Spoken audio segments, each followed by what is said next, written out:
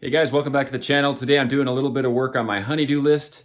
I've got a water heater here, which is not providing consistent heat like we're used to getting, which means we're probably wasting a lot of money trying to keep it hot. If you don't drain your water heater often, it's going to fill up with minerals, which will eventually cause issues with the longevity of it. And in the short term, it's costing you money to use extra power to heat it up. And eventually, it just stops being very efficient. And, my bad for waiting too long this time. Stick around, I'll show you how to do it real quick. So the first thing I'm doing is I'm hooking up a sliced up, a short piece of garden hose to the outlet here. I'm gonna tighten that on, just hand tight, just like a garden hose. Shutting the gas off. And I'm gonna unplug the power. Next thing I'm gonna do is I'm gonna turn off the input. We're just gonna let it drain with gravity first before we turn that on and flush it. I'm gonna open this valve slowly with a screwdriver. Oh, almost forgot my pressure release valve. Sometimes these are on top. And you can see down there it's starting to drain. I'll just let that go until it's all done. Then I'll slowly turn the water on top to flush it out and get additional minerals out.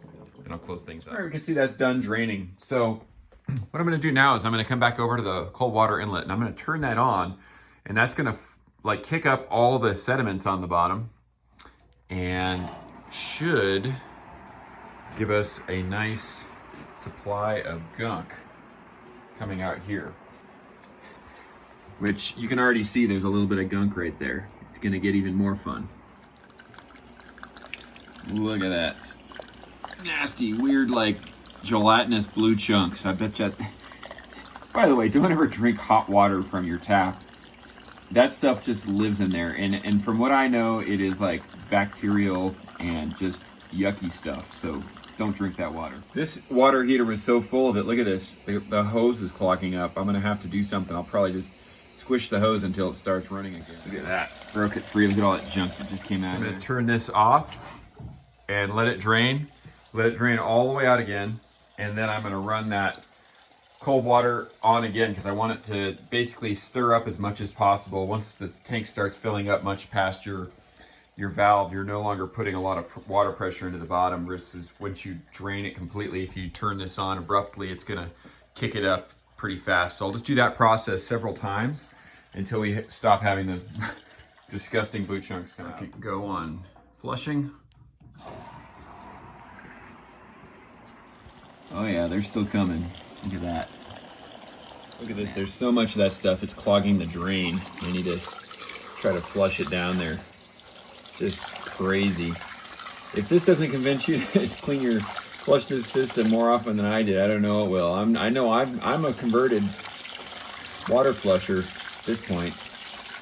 I'm not gonna let it go 2 or 3 years next time. Okay, after several rinses, now I filled it all the way up and I'm letting it come out the pressure release valve as well. I'm just letting it run like that for a while to try to stir up some extra junk. And now I'm gonna turn off this main again, let it drain all the way out one last time, and then we'll get to filling up and I'll show you that procedure next. Okay, it's been flushed several times now and there's no more junk coming out, and that stuff, it's probably a combination of minerals, but it's mostly this gelatinous goo, which I did look up, and supposedly it's bacteria, and I'm pretty sure that's why the hot water hasn't been getting as hot as it should. There was probably a couple inches easily on top of the boiler down there. Now, if you have an electric heater, it probably wouldn't have had the same effect because your heating element's not sitting on the bottom. But in this case, it did have an effect. So it's still draining right now. I'm gonna go ahead and tighten up the valve here with the screwdriver to shut the water off. And I'm gonna keep that top relief valve open until it starts coming out there. And then after that, I'll close that valve and I'll bleed it out through one of the sinks upstairs. Just gonna run this. It's gonna start gurgling in a little bit. This is probably just coming out of the pipes that it didn't drain out of yet. Once it stops gurgling, there it goes. Once it stops gurgling, I can shut this off and we're full. And turn the heat back. Okay, gonna plug it back in, turn the gas back on, and turn the unit back on, and disconnect the hose. Okay, that's a wrap.